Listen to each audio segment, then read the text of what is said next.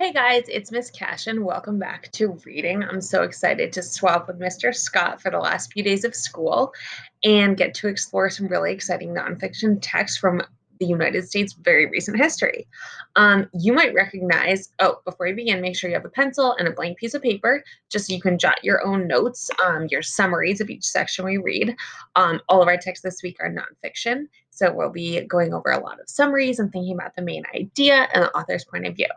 So I wanted to start with this photo because you might know already who we're going to read about today. And if you don't, ask yourself, does that look a little bit familiar? And her name is Ruby Bridges.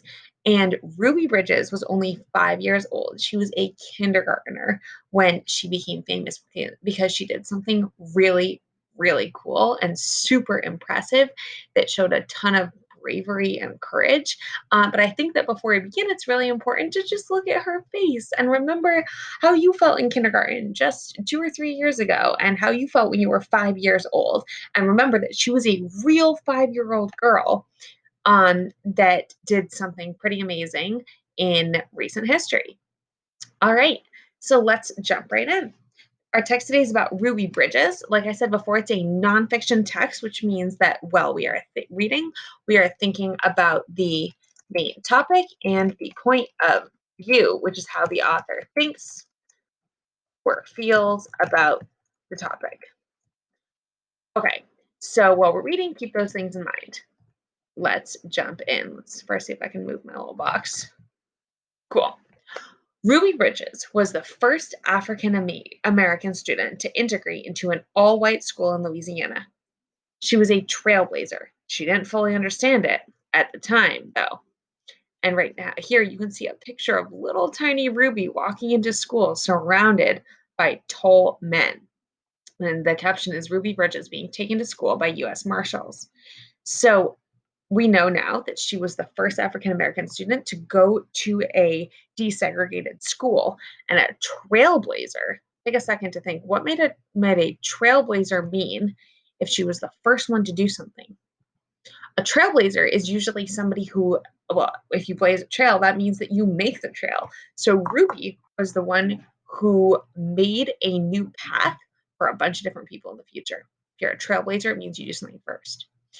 Early life is this next section. So while we read, think what's the main idea? Ruby was born in Tylertown, Mississippi on September 8th, 1954. She was born to farmers Eben and Lucille Bridges.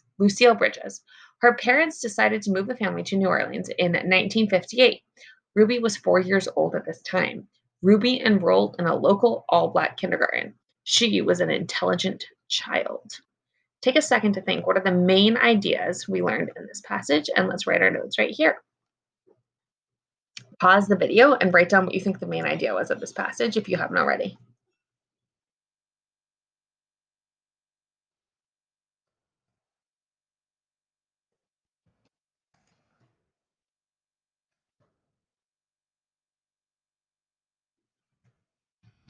All we really learn in this paragraph is that she was a smart young girl from New Orleans. We learn where she came from and that she was super young and that she's smart. That's important. Making history. The Supreme Court heard an important case in 1954. It was called Brown versus Board of Education. That's what we talked about yesterday. It started the integration of schools. This meant that black students and white students would now go to the same schools. Many districts were slow to follow this new law. Some refused. Ruby Bridges was one of the first black students to attend an all-white school. First, she had to pass a test. Ruby would attend the nearby all-white William Franz Elementary School. Take a second, pause the video, think what's the main topic of this paragraph?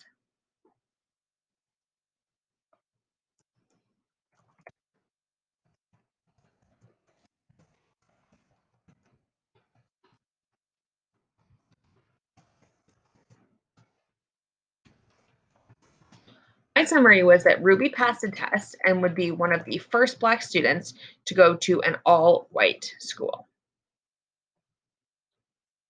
Ruby's school experience. Ruby was taken to school on her first day by United States Marshals. Those are like soldiers from the government. They were sent by President Eisenhower. This was to keep her safe from violence. Remember, she's 5 years old. One woman even threatened to poison Ruby. This kept her from eating anything she didn't bring from home. Many other parents responded by taking their children out of the school. Some teachers refused to teach while any Black students were enrolled. Only one teacher agreed to teach Ruby. The two shared an almost private class for more than a year. Things at William France had become more normal by the time Ruby was ready for first grade. The threats had died down. Threats are when you say you're going to do bad to someone else. Ruby was finally able to study in a fully integrated class. She did this through high school. You can see the school she went to is still standing in New Orleans. All right, take a second to think what was the main topic of this section, or the main idea rather of this section, and then write it down.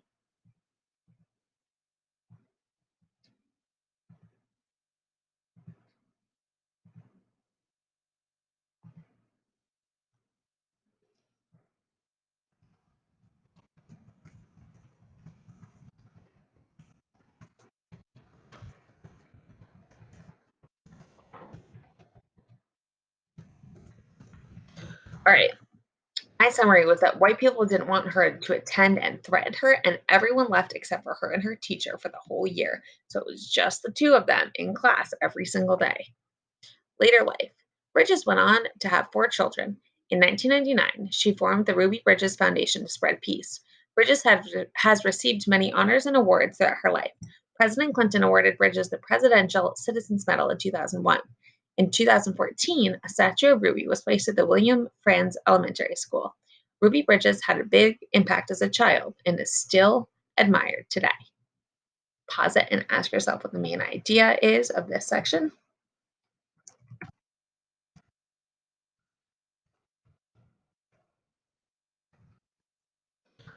I think the main idea of this is that Ruby earned a lot of awards for her courage later on in life.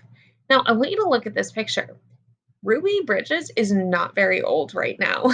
She's not very old at all. She's probably the age of some of your grandparents, maybe even a little bit younger. She's younger than my grandparents. So it's really important to remember that this did not happen a long time ago at all. And that's why it's important that we keep continuing to try and fix the system because just so recently in history, Black and white children could not go to school together, which we know is unfair. So even though it was legal and it was allowed to have separate Black and white schools and have the white schools be better and the Black schools be worse, it was still wrong. And that's why, even if something is a law, does not always mean it's right. Okay, let's pause for a second and ask ourselves what the author's point of view is. Let's scan back over. We know she learned awards here. We learned in this paragraph that white people didn't want her to attend, and almost everyone left the school because they did not want to go to school with a girl who was Black. We also learned that she passed a test and she was one of the first Black students to go to an all white school. And here we learned that she was really smart. And we see this picture of her little tiny self going to school. All right, what do you think the author's point of view was on Ruby Bridges, who was our main topic today?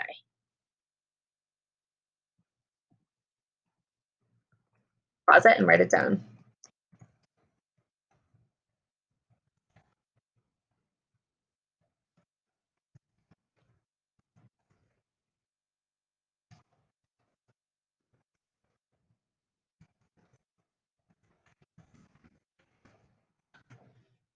Okay. Well, I think that the author thinks it's really important that what Ruby did was really important because of the changes she helped make. So, because she was so brave, it set the stage for a lot of other people to be able to do to make things more fair in the future. So, I wrote the point of view is that Ruby Bridges' bravery as a kindergartner set the stage for schools to desegregate and things to become more fair for Black people in the United States. Awesome.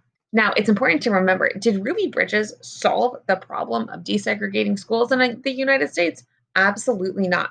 But is she really important because she was a super brave girl who, even though she was 5 years old, was able to be so strong, so courageous, and go to school, even though people were yelling things at her and the crowd was being mean and she had to be walked into school by soldiers? I do think it's super important to still remember she was an incredibly brave and important girl to learn about.